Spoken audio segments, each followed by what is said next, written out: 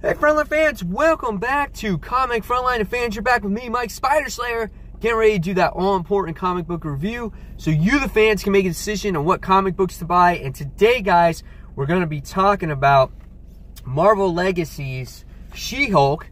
That's right, guys. You can see the lenticular cover, playing tribute to an old Hulk cover. This is issue number 159 of She-Hulk.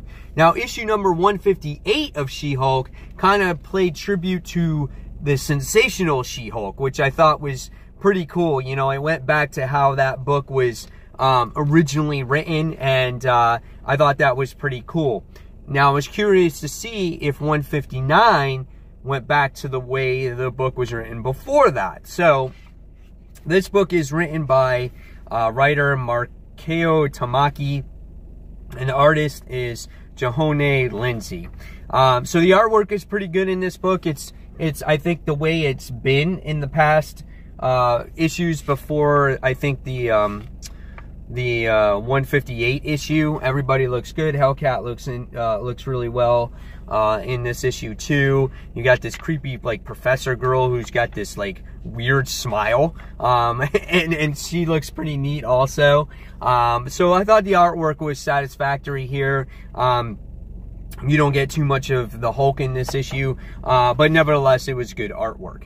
So what was this story about this time around? Well, in this issue we wind up seeing Jen. She winds up going to this place called Burger Cake's Diner, and she meets this so-called esteemed professor by the name of Robin Meisner.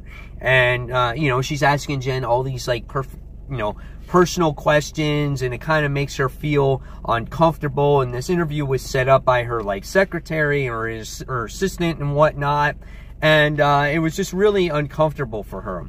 When Jen leaves that particular the diner, she's talking to Hellcat, and she's sitting there, and she gets her phone stolen by some little boy.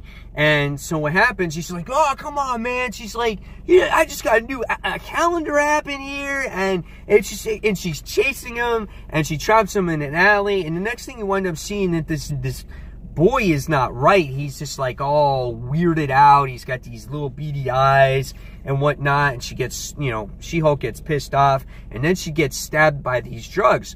And then we realize that it's that professor that winds up drugging her up.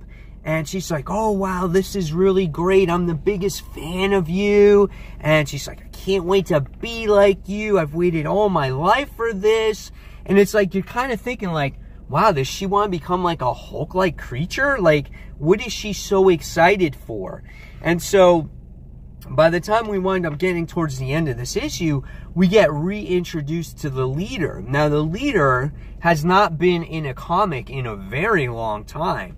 And you're just kind of like, oh, wow, the leader. I mean, he's the Hulk's main, you know, antagonist. I mean, this guy is, you know, A-list character when it comes to Hulk villains.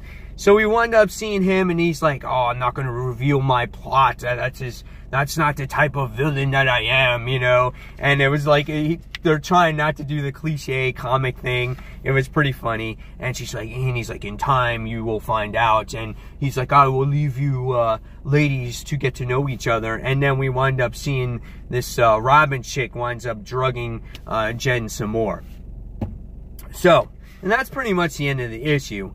Not really much happened, I guess. I mean, it kind of leaves you with some, you know, questions like, who is this chick? Why does she want to drug Jennifer Walters?